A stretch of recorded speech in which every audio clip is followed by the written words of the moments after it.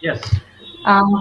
We are live now. A very good morning to one and all. I Anjali welcome you all to this webinar with the joint effort of Dolphin PG Institute of Biomedical and Natural Sciences, Dehradun, and Altitudinal Academy of Science with the holistic vision of innovation, Ashvi Rishikesh. We are proudly celebrating National Science Day today.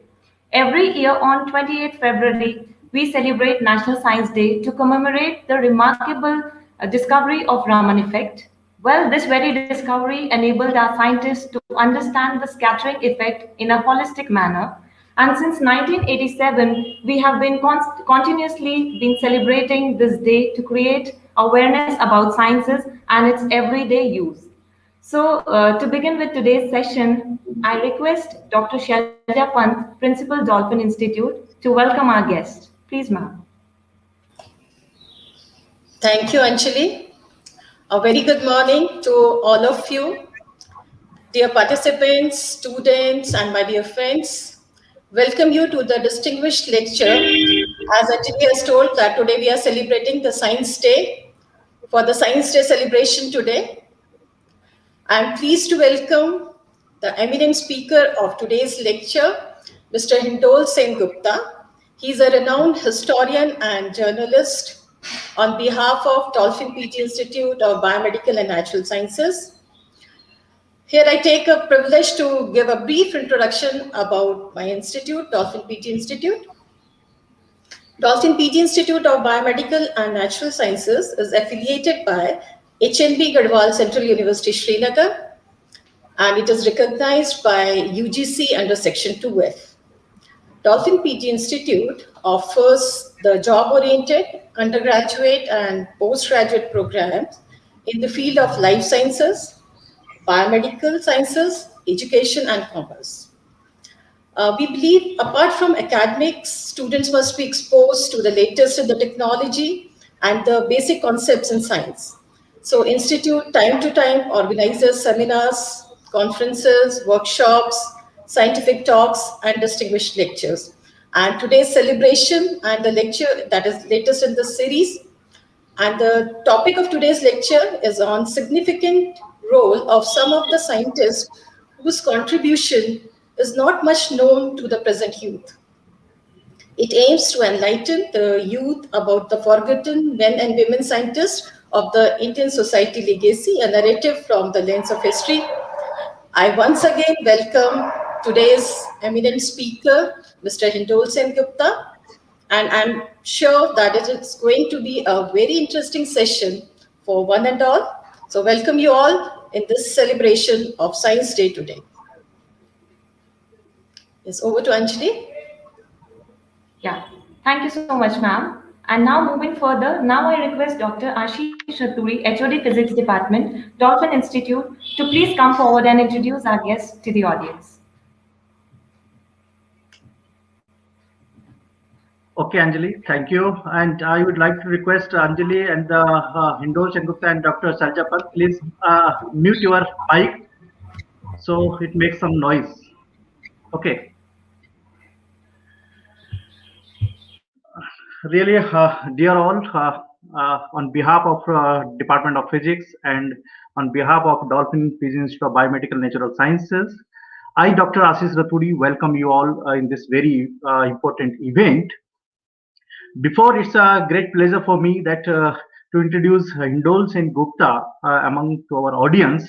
But before going into the detail of the this introduction, I would like to answer that particular question, which might be in the mind of our audience.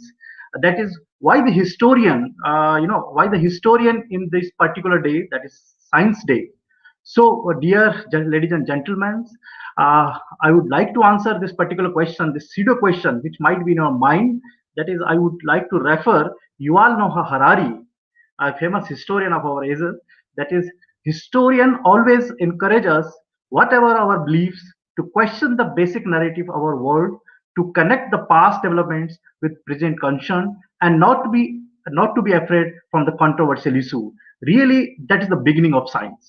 So I personally very fond of the writing skills of the Hindolsen Gupta, and as far as the Hindolsen concerned, he cannot be summarized within a two or three paragraph, because I know him. He is a cosmos personality of this intellectual domain. Now, Hindol was educated from Oxford University.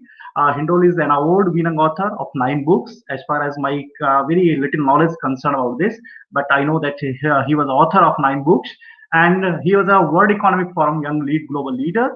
He is the founder of Green Media, which runs the Green Online platform on the intersection of the science, spirituality, and the entrepreneurship, and the foreign policy and globalization platform. He is the columnist of the economic affairs for the New Indian Express newspaper and on a foreign policy at Espinia Online, Italy. He is the only Indian to have won the Wilbur Award given by the Religion Communicators Council of America for excellence in writing on the religion of his book Being Hindu. Really is a very fascinating book. He won the Valley of Words Award for the best non-fiction book of the year in 2019, and it was the important event for me because I met this intellectual personality at first time at this at that International Literature Fest. Okay, and his book, who won the award in the national international festival at Valley of Words, that is The Man Who Saved India. It is a definitive biography of Sardar Vallabhbhai Patel, the first deputy prime minister of this country and the home minister. Okay, he has also been awarded the PSF Prize for the public service through writing in 2015, which among its earlier winners, the late Indian scientist and the president APJ Abdul Kalam. So he belongs to that intellectual category of this country who has a gumption to question the status quo, and definitely he moves to ourselves from our comfort position to think beyond the horizon. So without any further ado, I would like to request Hindol for his talk. Thank you very much. Thank you, and namaste. Thank you, Dr. Pant, Ashish, Anjali. Thank you very much for inviting me. I wish I had an opportunity to return to the mountains, which I so love. But because of COVID, of course, I'm having to do this via a video conference, via StreamYard, rather than actually being there with all of you. However, I'm sure that day will also come. Thank you very much for inviting me. I want to begin, ladies and gentlemen, by talking about a few things that were referred to in my introduction that was given to me. What do historians do and why are they interested in science? Because I think today we have come to a moment where we must understand again that all these intellectual disciplines, for them to really transform our world, must talk to one another. History does not stand apart from science, science does not stand apart from history, and indeed spirituality or environmentalism or politics don't stand apart from the first two. They all speak to one another. And I want to begin, therefore, ladies and gentlemen, by talking to you about the first individual in the course of my lecture. And I will talk about a whole bunch of individuals because we're talking about forgotten heroes of science in India. I want to begin, ladies and gentlemen, with a man called Profullo Chandra Ray, or P.C. Ray. P.C. Ray is perhaps the greatest pioneering chemist or chemistry scholar of our modern times. P.C. Ray, some of you may have used products of a company that P.C. Ray founded in Calcutta called Bengal Chemicals.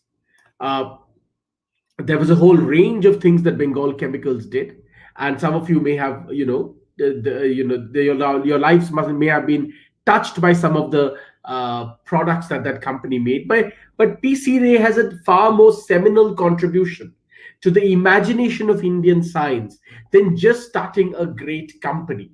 Because it was P.C. Ray, it was Acharya Prafullo Chandra Ray, to give his full name. He was a great nationalist. He is the man who famously said, "Science can wait, but Swarajya cannot." He's the man in the early 1900s, 1902 and 1907. He published a 2-volume book which changed the Indian imagination of science forever. What was the name of that book? Well, the name of the book was A History of Hindu Chemistry, from the earliest times to the middle of the 16th century AD. That was the name of P.C. Chandra Ray's book. And in these two volumes, P.C. Ray showed Indians, his fellow Indians, the legacy of Indian science. Because those books explained how everything from the Pythagoras theorem, what was later known as the Pythagoras theorem, connected to the Greeks, actually had been first invented in India. And these two books gave a whole a definition, a modern definition to the ancient Indian art, scientific art of Rasha Sastra, or what we would call chemistry. It explained how India was the birthplace of understanding the structure of so many compounds that were later, sense, invented by the Greeks and Arabs. He showed that many of these things actually come back to India and can be traced back to inventions made in India, including with medicines and ailments, chemicals and compounds that were used in medicines, later on connected to the Greeks and the Arabs, first discovered in India. There's another very important thing that P.C. Ray does. His is the book that teaches us that you can go back all the way to the Vedas to find unique scientific inventions or scientific thoughts or scientific discoveries that were made by ancient Indians, which modern day Indians had forgotten. And it is a real shame today that today we have forgotten the contribution of Prafulla Chandra Ray, but he is perhaps one of the most pioneering scientific minds of the modern age in India. And this is a very important thing because, as you know, we Indians know very little about the scientific achievements of our country. We are always very concerned about the scientific achievements made by other countries. But even when those achievements were first made in our country, we have often forgotten them. And that is the great contribution that a Hindu history of chemistry by P.C. Ray really taught a whole generation of Indians. I want to begin here because what we are concerned about today is truly decolonizing our mind. If you ask me what is my life's work, it is to help myself and fellow Indians decolonize our way of thinking, to understand what is truly precious in our culture, in our great civilization. And this is something that we really have forgotten over the last 70 years.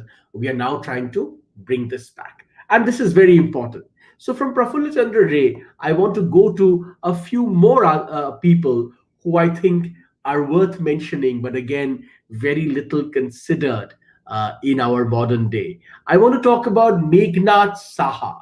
Now, Meghnad Saha, a pioneering astrophysicist, a man who introduced the world to the thermal ionization equation, better of course known as the Saha equation, which demonstrated the relationship between an element's ionization state to the temperature and the pressure. This of course would have tremendous impact, including impact on modern astronomy, because it was used to in modern astronomy at a later date. Now, Meghnad Saha is one of those brilliant people with his brilliant scientific papers, born in 1892 in Dhaka, when of course Dhaka was still part of India. His contributions too, ladies and gentlemen, have been sadly forgotten. He of course is a man who went to Europe, and his entire sort of contribution was finally truly recognized when he was nominated for the Nobel Prize in Physics with some of his colleagues. He was nominated by people like Devendra Mohan Bose and Shishir Kumar Mitra, and even the Nobel laureate Arthur Compton nominated Meghnad Saha's name for the Nobel. But here's the interesting part. in spite of being nominated for 7 times by Indians and people from abroad, he never actually won the Nobel. And there are a lot of discussions and deliberations on whether what were the real reasons, were there political reasons why he was denied the Nobel Prize in his area of the sciences. Another pioneering scientist that we have sadly forgotten, and we should really remember for his stellar contribution to the Indian world of sciences. I also want to talk about Homi Jahangir Bhabha. Now, Homi Jahangir Bhabha is a very, very interesting person because remember, my apologies. Remember, if today India boasts of being one of the pioneering nuclear powers of the world, a large amount of the credit must go to a man called Homi Jahangir Bhabha. Now, Homi Jahangir Bhabha, of course, is the father of our nuclear program, and his work, with Pandit Nehru, Pandit Nehru sort of, how should I put it? I mean, as an international relations scholar, I think of it as Nehru's surreptitious support, continuing support, in spite of a lot of international pressure to stop India's nuclear program.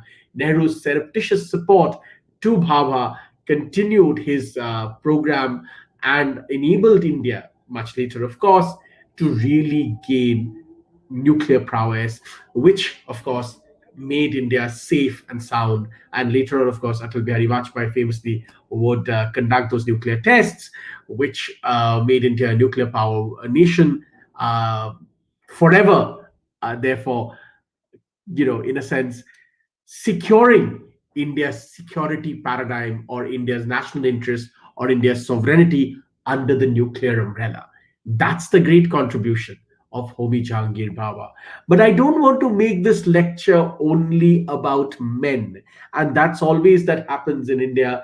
When we start talking about, sciences, we only talk about male achievements. I want to gender balance this lecture. And therefore, I want to talk about pioneering women scientists that we have forgotten. And the first among them, the one that I want to talk about, is a woman called Ashima Chatterjee. Ashima Chatterjee's great contribution, once again, is to organic chemistry. Ashima Chatterjee is really one of the pioneers of the anti-epileptic drug, Ayush 56, and the anti-malarial drugs, which she sort of was one of the pioneers in working on. Ashima Chatterjee became only the second woman to be conferred a doctorate in science by an Indian university based on her research on the chemistry of plant products and synthetic organic chemistry. Ashima Chatterjee, again a forgotten name. We never take time to celebrate her work. We never take time to celebrate her contribution to this wonderful world of Indian sciences. And I think it's time that we remembered the contributions of Ashima Chatterjee. The other person who's actually still, in a sense, doing great work is Dr. Indira Hinduja. Dr. Indira Hinduja is one of the pioneering gynecologists of India, and she's an infertility specialist. And it is Indira Hinduja who, in a sense, is an inventor of something called GIFT, the gamete intrafallopian transfer.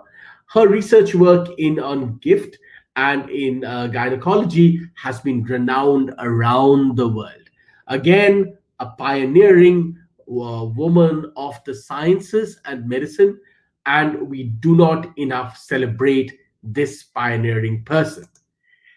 I want to move now to another tremendous name, and many of you would be familiar with him, but it is a shame that across India, most people have forgotten these names. And the person I'm alluding to, of course, is Satyendranath Bose. Now, Satyendranath Bose, some of you have heard of him. His work, in a sense, goes to the very heart of the study of particle physics through something called the Bose-Einstein statistics, the Bose-Einstein condensate, as well as, of course, the great subatomic boson particle, or as many people refer to it, as the Bose particle. A pioneering figure, in the field of quantum mechanics. And yet, like Meghnad Saha, ladies and gentlemen, Satyendranath Bose also denied a Nobel Prize for his work in physics. And remember, this is all during the colonial era. So we must stop and ask ourselves that what were the great contributions, what were the great um, endeavors of Indians at various fields, which was later taken away by the West. And the people who were the pioneers of that work were never given due credit. When you talk about decolonization, ladies and gentlemen, I want you to stop and think that what were the great contributions of fellow Indians which were never recognized because we were a colonial country. We were ruled by colonial masters. And that's why, in the critical fields of science, so many Indians and their pioneering work were never recognized. Because after all, even the Nobel is a Western award, so to speak.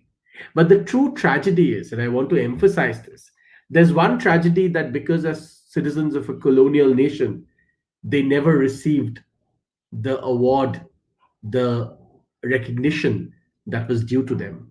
But the deeper problem, the true sadness that I feel about this, is that not only did they not get recognized because they were citizens of a colonial government or under a colonial government, their own country, people like you and me, have forgotten their contributions. And you look around and you ask yourself, how much celebration really happens? We are a country which celebrates all kinds of things. We have festivals and we have sports and all kinds of things, and there's always millions of people celebrating these things. But how many of us truly celebrate the scientific genius of our country? That's the great tragedy of India, which we must recognize. The other person that I want to move from SN Bose, who had incredible success through his life, apart from, of course, not winning the Nobel Prize that he famously deserved. I want to move to somebody called Upendranath Brahmachari. Now, Upendranath Brahmachari, I think many of you would have heard the term or the word Kala Zar. I mean, this deadly fever, so to speak, is one of those things that completely ravaged, large populations during our colonial period. And the solution, the invention that stopped this terrible fever from ravaging large populations during this period was a man called Dr. Upendranath Brahmachari. Now, Upendranath Brahmachari's discovery was this life-saving drug called the urea stibamine.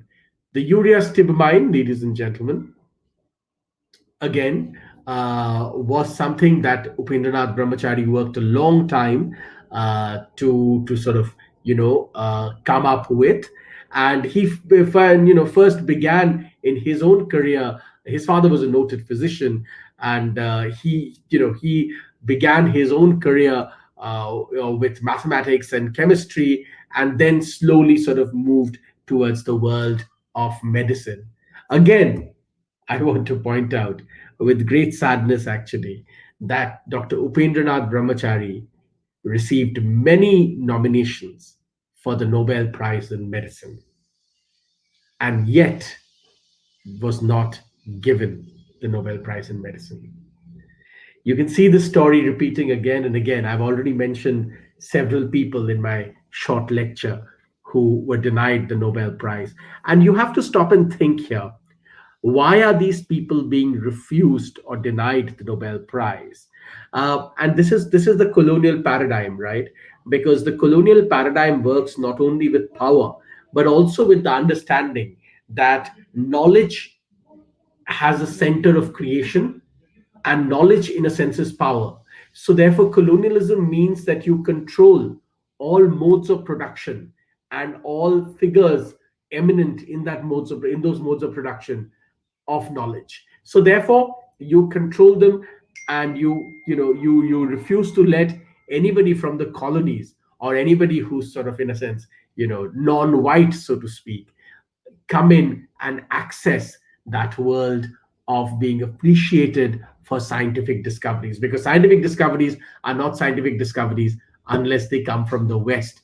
This is a fundamental problem of colonialism, which even today we don't entirely recognize. Even today, most Indians feel that their success only comes if they are appreciated in the West, which is all very well, but to think that if people are not appreciated in the West, they have no value in India, that's not true. And I want you, because there are many young people joining this lecture, I want you to truly consider that what should really matter is your pioneering work, not where you are, not other things, not the color of your skin, and so on and so forth, not even whether you can speak good English or not. But what really should matter is the pioneering nature of your work. Is your work really standing out? That's the most important thing. And as we decolonize our country, decolonize our systems, decolonize our entire processes, we must remember that at the end of the day, the most critical thing is to recognize effort as effort, not tied to whether somebody can speak English, which college they went to abroad, and so on and so forth. So that's the story of Upendranath Brahmachari. The other person who I'm very keen to talk about is G.N. Ramachandran, Gopala Samudram Narayanan Ramachandran. Now, again, G.N. Ramachandran, pioneering student of biochemistry, amazing work in biochemistry, but hardly ever remembered. And he, in a sense, is also a pioneering scholar behind the famous Ramachandran plot, India's first ever nomination for the coveted Nobel Prize in Chemistry. And we were talking about C.V. Raman. It was C.V. Raman, Sir C.V. Raman himself, who nominated G.N. Ramachandran for the Nobel. And this is his work again, is really, in a sense, one of those definitive moments in a more recent time, because we're now now in the 1960s, where he's able to showcase pioneering work from India that really breaks through in the world stage.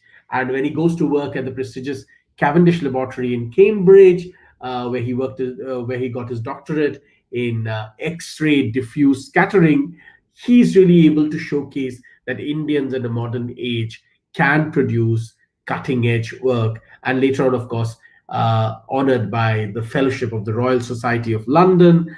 But G.N. Ramachandran, again, one of those people that India itself has forgotten.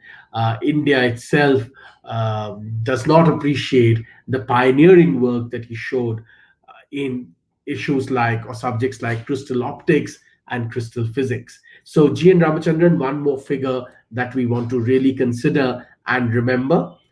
I want to go back now a little bit, ladies and gentlemen, because we are now really coming closer and closer to the very contemporary period. But why only these people? What about our ancient figures of science?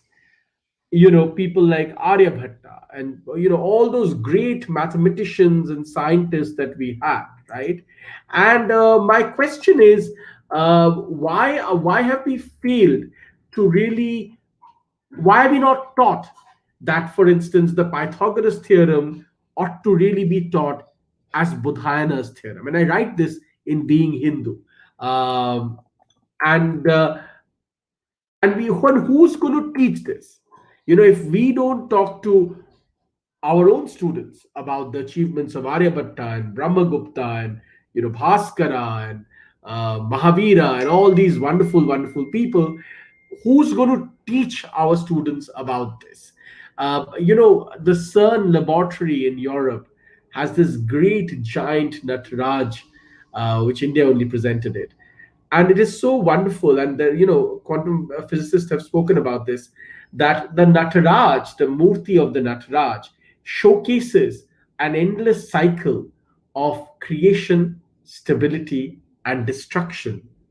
of the universe, of energy, of matter, constantly, which comes very close to notions of science, of how sciences and indeed quantum mechanics looks at the universe. And this idea on how this entire imagery is so close to what modern science thinks of about the universe is never really spoken about. No one has taught about this. No one has explained how these connections can arise. And because they never explained this, no one knows. The younger generation just doesn't know. I am always surprised, and I keep asking my friends who are doctors, that so few in young Indians know about the great achievements of Shushruta, the great physician, and in a sense the father of surgery. Some of the most pioneering work, including skin grafting in the world, were first done in India. And sadly, even though research has happened on this in the West, very little work on these subjects have been done in India. So we keep talking about how India invented the zero, but very few people know the surrounding stories or the surrounding figures in that part of our history to do with the sciences. And I want to talk about the fact that whether the classical period, the medieval period, and especially, of course, the modern, early modern, and period, there are all these sort of string of figures who stand out really in their contribution to the Indian sciences. And sadly, Indians are the first people who do not remember this. Um, I'll tell you a story. I first discovered that the Pythagoras theorem should better be called Budhayanas theorem, because it was Budhayana in India who first invented this, what we later on call the Pythagoras theorem. And it is from India that this theory traveled to the West via the Arabs. In a paper by an American called David Mumford, and it is through the work of the mathematicians in America, David Mumford and Kim Plofker and all these people, that I discovered what invaluable contributions India had made to mathematics. And that is a true tragedy. That, in my opinion, is a true tragedy, because I was never taught any of these things when I was in school. And I had to, at a much later date, read these things from the work of Americans to understand what my country really did. And that's a great, great tragedy. I want to talk a little bit, and I want to make this more interactive so that I'm not droning on and on at you guys. I want to make this interactive and start taking questions. But before I do that, I want to conclude by saying just one thing. The sciences in India have not been, like in the West, something that has been regarded as an intervention to the natural flow of life. India has always looked at the sciences as something integral, something in harmony, something in great confidence and in conversation with the rest of our lives. So if you look at whether it's Ayurveda, whether it's any part of our medicine or the sciences, they are part of our entire spiritual framework. They're part of our conceptualization of the universe. And that's why I gave you that example of the great Murti of Nataraj at CERN, because it explains to us how our philosophy, and that's where I began and that's where I want to end, our philosophy and our sciences are constantly in conversation with one another. Unlike in the West, these are not two different things in India.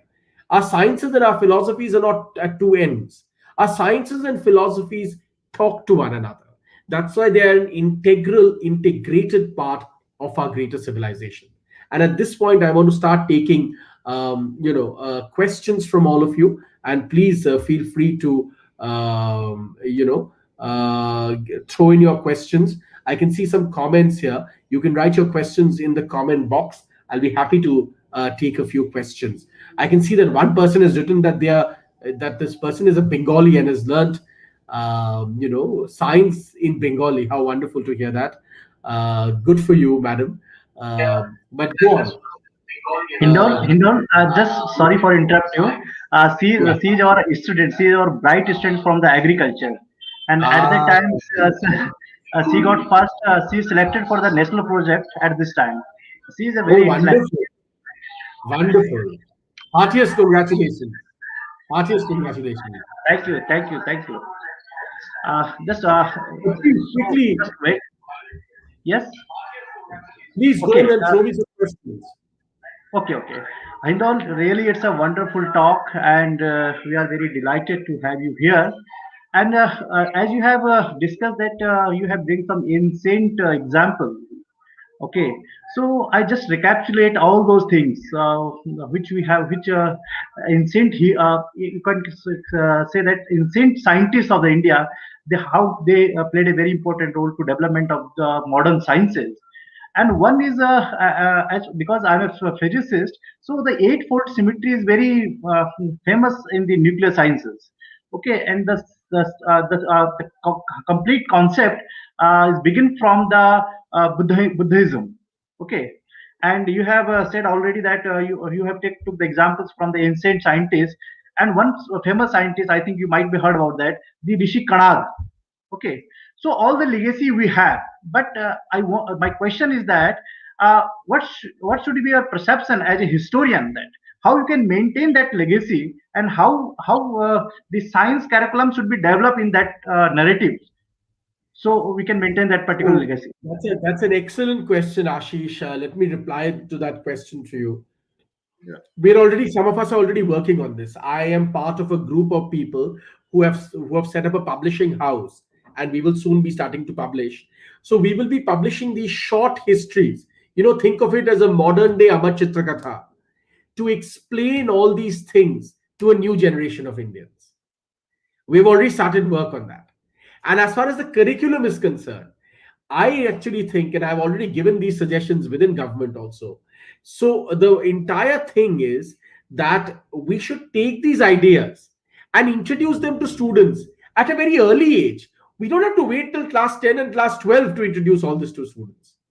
We have to introduce these to students at the level of class 4 or class 5, at a very basic level, so that they know the names at least. They don't have to understand exactly what the people did. That will take time. But at least they should recognize the name. An Indian student today knows Einstein much more than Aryabhatta. That is the tragedy. That is the tragedy. An Indian student today knows Einstein and Newton, but not Aryabhatta, not Bhaskara, not Brahmagupta. Right? So we have to introduce this to the students at a very early age.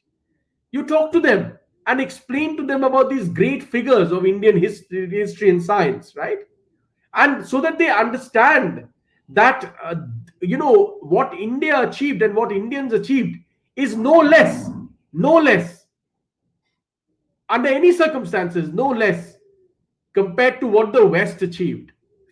And I'm truly constantly saying in different platforms that today Indian students know so little about India's own achievements in every field: history, science, whatever.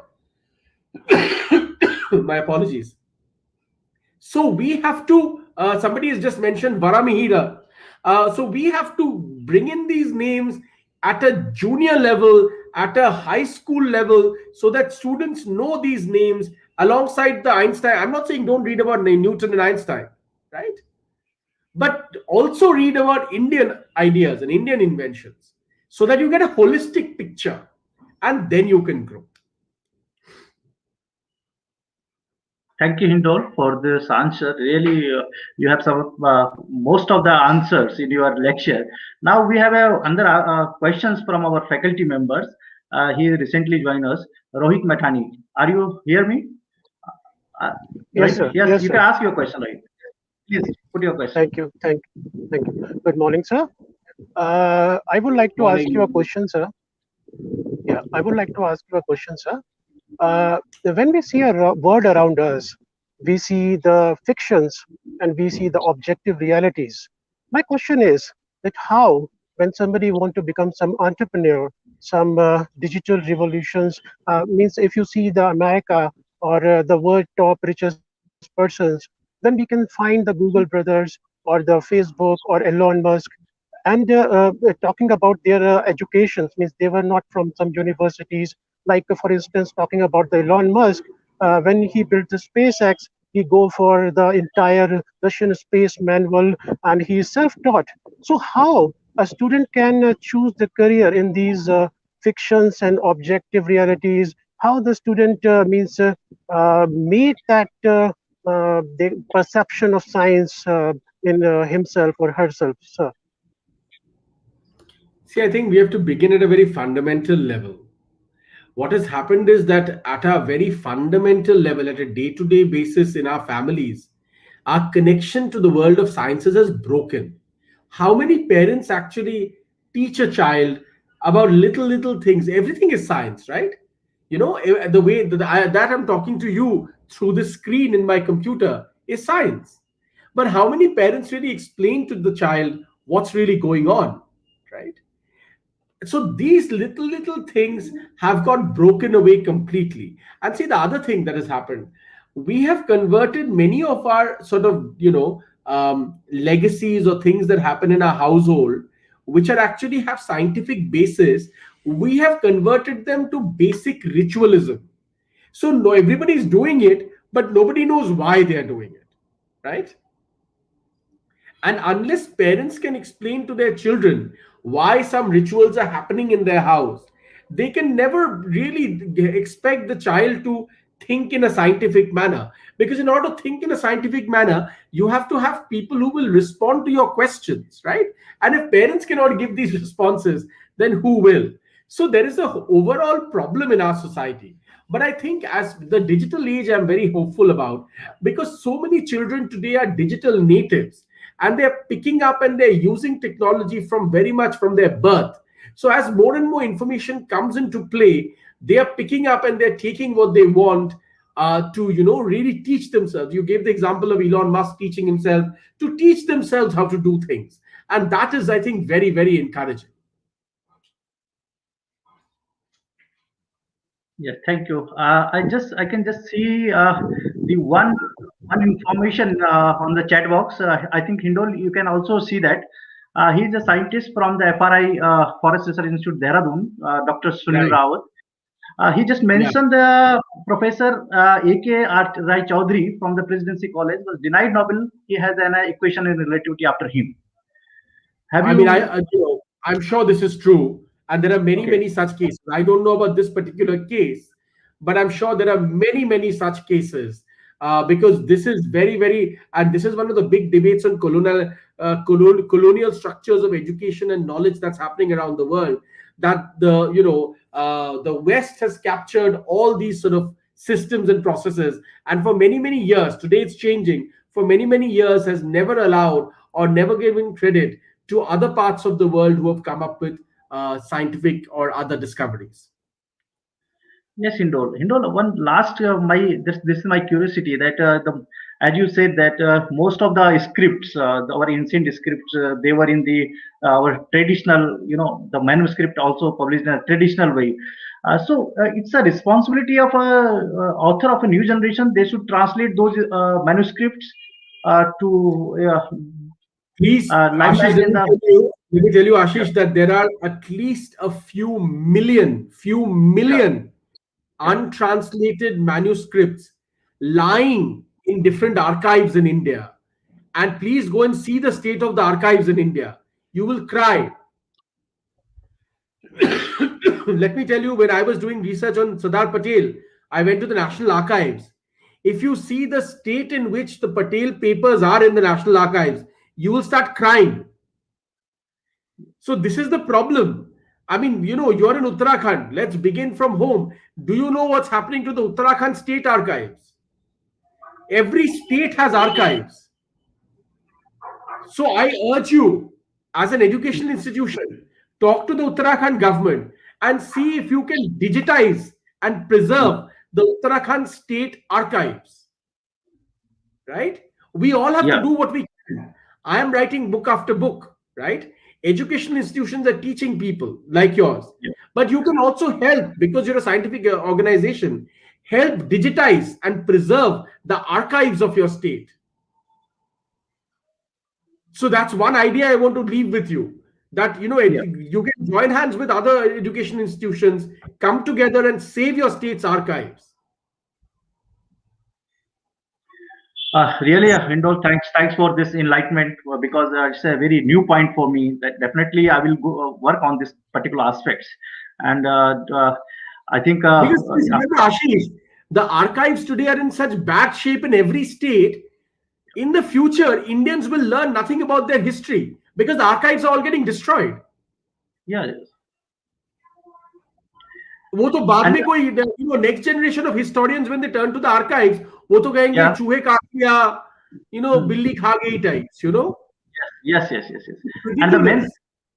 And the second problem is that when the Western authors are narrating our story, they are just narrating the story in their own words. Yeah. Exactly. So therefore, we don't even write our own history. Then please remember, in Africa, they have this very famous saying: as long as the lion doesn't write its own history, the history that will be written will always give the perspective of the hunter. Yeah. So we are the lions and the colonial people are the hunters, right? It is they who have only written our history, because हमने तो कभी लिखा ही नहीं. We've never written our history, and now we are destroying our archives.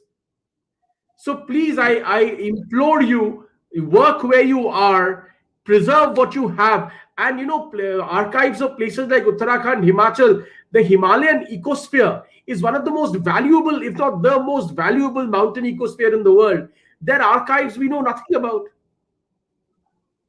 Really? So please preserve it. Really. Really, you have pointed out, Hindol. Definitely, I will kept your words in my diary, and definitely will let you back. Okay, and our institute will request you that you will guide us in this particular aspects, so we can preserve our state. Definitely, anything I can do, I'm always very happy. Anything I can collaborate on, I'm very happy. We can discuss further for sure. This will only happen if many people work together. Yes, definitely, sir. It's a teamwork, actually. Yes. Okay. Now, Anjali, if you have some questions, then you can conclude, because it's maybe that endless discussion on this aspect, and definitely our audience is also enjoying but we have time restrictions over it. So I would like to request, and on behalf of Dolphin Institute, that Hindol, I would like to request you that whenever you have a time and you will visit Uttarakhand state, definitely we love to welcome you here in our institute. And it is just in the place which is surrounded by the lush green environment in Dehradun. Very nice. Definitely we love it. Yes, Anjali. So on behalf of Dolphin Institute, ma'am, would you like to? Yes. Thank you, Mr. Hindol Singh. It was really an enlightening lecture. And I feel we should all in collective take the responsibility. Actually, that is our responsibility as a parents or as a educationist or as a teacher to introduce this legacy to our students at a very earlier stage. So I feel that somewhere we should take this responsibility. It's not too late even today. So we can, it should start from today itself. So it was really interesting. And as Ashish said, that we'll be happy to have you in our institute whenever you'll visit Uttarakhand. Thank you so much. Definitely. We thank you very much, madam. I'm happy to collaborate and, work out a schedule. It's just that I'm also very busy, but, if Ashish can suggest some, once COVID goes down a little bit, we can organize something. Yes. Thank you, sir. So once again, I would like to big thanks to Hindol Sengupta, sir. So they spent some his valuable time with us, and I also thanks to all audience who joined us this for wonderful talk. So we are sum up of this quote. Okay, woods are lovely, dark and deep, but miles to go before I sleep. Miles to go before I sleep. Thank you very much once again. Namaste. Thank you. Namaste. Namaste.